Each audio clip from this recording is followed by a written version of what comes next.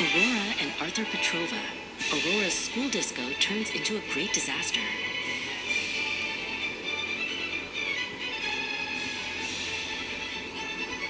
It is Friday, the 23rd of November, 2018, and 33 Falmouth Road is the most bustling place ever seen. In Springfield, Chelmsford, the air is thick with a shimmering, ecstatic glow as Aurora prepares for the most superlative school disco show. She is 12 years old, with her hair in a bun so remarkably tight, and pink clips that ensure not a single strand will take flight. Her pink glasses are polished, reflecting her look of pure, unbridled joy, while her brother Arthur watches her. A quiet and observant 10-year-old boy, he adjusts his own green glasses, his eyes wide with a supportive and emerald light, as he says, "Aurora, you look absolutely magnificent for your big Friday night." The family moved from Great Badow to this Springfield street, but their time in this dwelling is destined to be remarkably fleet. Petar, wearing his blue glasses, stands tall with a plan for the year ahead, though his words fill Aurora's heart with a sense of exacerbated dread. In September 2019, he booms, "Our journey takes a northward turn, for in Birmingham there's a spiritual fire that I must help to burn. I shall be the lead pastor, guiding the city church with a steady, faithful hand." But Aurora is incensed, unable to tolerate what her father has planned. "Zashto, Dad? London's diversity is my lifeblood, my soul," she cries. "Moving so far is a faith that I utterly despise and despise." Maria enters the room, a vibrant vision in shades of citrus and gold, with a story of resilience that deserves to be frequently told. She wears orange glasses and clothes of a brilliant, sunset-bright hue to hide the kettle-burn scars that are hidden away from public view. Long ago, boiling water spilled, a traumatic and painful event, but she wears her orange armor now with a grace that is truly heaven-sent. Her curly black hair frames her face as she checks the time with a worried glance, ensuring her daughter is ready to seize this year 7 and 8 dance. Arthur watches his mother, admiring how her orange ensemble glows, like a bright, protective blossom that elegantly grows and grows. In the kitchen, the pets are engaged in a dialogue of a most sophisticated kind, for they both possess a sharp and highly developed mind. Harlow, the Dalmatian, wears a pink silk bow with a regal and effortless air, looking down at Kiev the cat with a formal and slightly superior stare. "I find Aurora's current level of excitement to be rather infantile, don't you agree?" she barks in her formal English. Such a cacophony of emotion is quite unnecessary for a simple spree. Kiev, the ginger tabby, narrows his eyes with a villainous, cunning glint. "Your optimism, Harlow, provides not even a subtle hint of the abysmal disaster I foresee for this wretched, sugary night." The gray VW Polo is ready. Maria calls out with a voice that is firm and clear, as the moment for Aurora to depart for the Boswell School draws near. She grabs the car keys, her expression turning remarkably grave and stern, for there are vital lessons of conduct that she hopes her daughter will learn. "Ne me sramoti, Aurora. I know your penchant for sweets, but you are on borrowed time today. Do not beg for refreshments or snacks in a greedy and desperate way. If I hear that you've pleaded for sugar or fizzy delight, I shall alienate you from all fun and bring you home in the middle of the night." Aurora nods quickly, her pink glasses slipping down her nose as the tension grows. They arrive at the school, where the atmosphere is marred by a deafening sound, as the bass from the speakers vibrates through the walls and the ground. Jasper Redford, the DJ, is 21 and dressed in a very informal style, spinning the latest tracks with a wide and infectious smile. "Yo, Springfield, let's get this party jumping and let the good times roll," he shouts into the mic, losing all sense of vocal control. Aurora enters the hall, feeling ecstatic as the neon lights flicker and flare, but she ignores the dancing and instead gives the refreshment table a stare.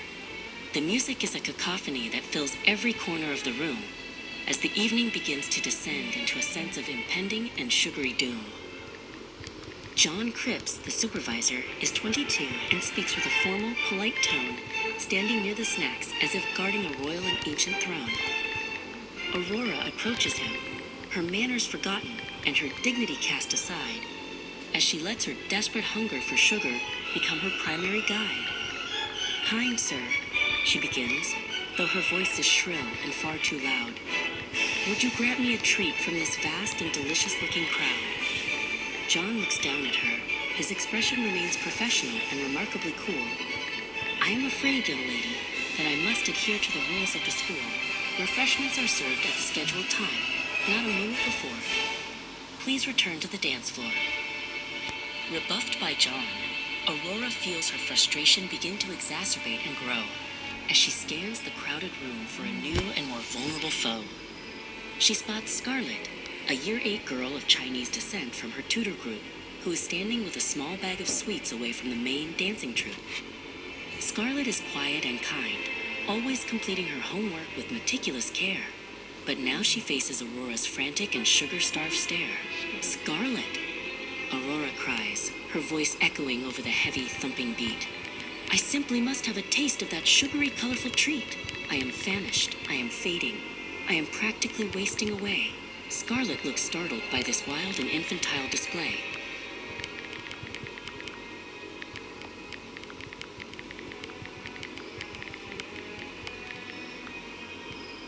"I'm sorry, Aurora," Scarlett says, her voice steady despite the loud noise. "But these are my personal snacks, not for the other girls and boys. Your mother explicitly told us all that you weren't allowed to beg, so please stop hopping around like you're pulling my leg." Aurora's face turns a deep crimson red as her temper starts to ignite, and she feels the last of her self-control slipping away into the night. "You are being abysmal. You are being selfish and cruel." Aurora shrieks, her voice piercing through the music of the school. "I demand a sweet. I demand a treat right this very second." But Scarlett stands her ground, and the disaster is finally beckoned.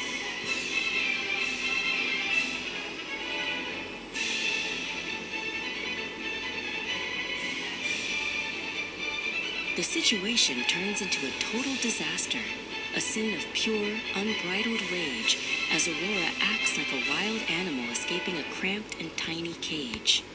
She throws a tantrum so loud that it drowns out Jasper's electronic beat, kicking her legs and screaming in the middle of the dance floor's heat. Whack, thump, crash go her feet on the floor, as she bellows and howls and begs for much more. She pulls up the streamers. She knocks over a chair with a crash, as her reputation is reduced to a pile of smoldering ash. "I want sweets. I want them now." She bellows at the ceiling on high, as the other students watch with a shocked and bewildered sigh.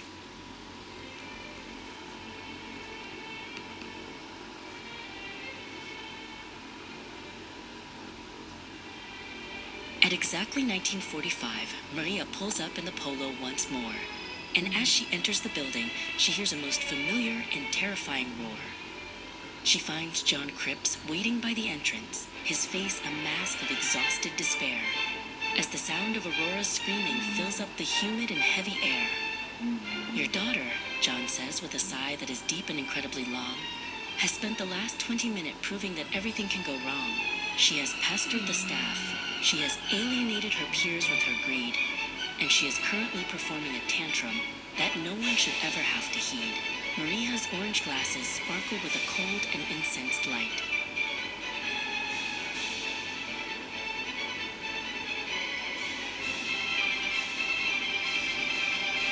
Maria marches into the hall and finds Aurora on the floor in a heap, making promises of good behavior that she knows her daughter won't keep. She grabs Aurora's hand with a grip that is firm and incredibly tight as the disco lights continue to flicker through the darkness of night. "We are leaving this instant," Maria declares, her voice a sharp cutting blade. "You have ignored every warning and every single promise you made." Aurora starts screaming even louder, a high-pitched and piercing sound as her mother drags her away from the school and across the cold ground.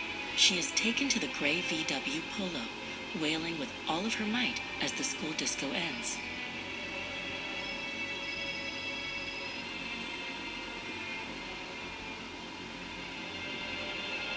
Back at Falmouth Road, Patar's black BMW sits on the drive as the family wonders how Aurora's reputation will ever manage to survive. Pitar stands in the hallway, his blue glasses reflecting his deep, heavy gloom, as the sound of Aurora's arrival echoes through every single room. Sramota, you have brought shame upon us, he booms with a voice like a rolling wave. This is not how a daughter of a future lead pastor should ever behave. No more talk of London. Your grounded life in Birmingham will be the next path you pursue. You shall stay in your room, with no treats and no digital fun, until your penance for this abysmal behavior is finally done.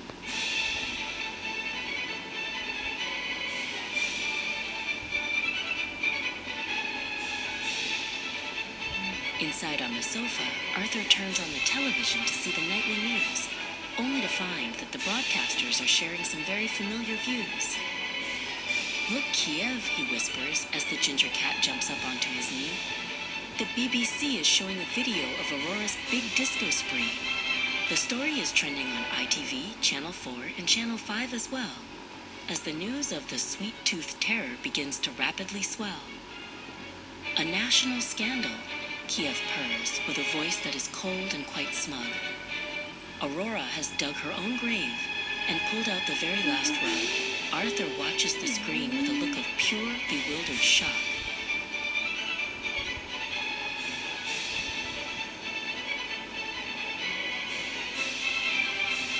The house falls into a silence that is heavy and remarkably thick as the family recovers from Aurora's infantile and sugary trick. Harlow the Dalmatian rests her head on her paws on the living room floor, deciding that she simply cannot listen to any more of the roar. A tragic display of poor breeding and manners, she formally sighs. It is no wonder the ginger cat saw this disaster with his own eyes. Aurora is in her bedroom, where the November wind begins to blow, reflecting on the freedom she lost just a few short hours ago. The disco was marred, her reputation was burned in the fire, and the consequences of her greed are now incredibly dire.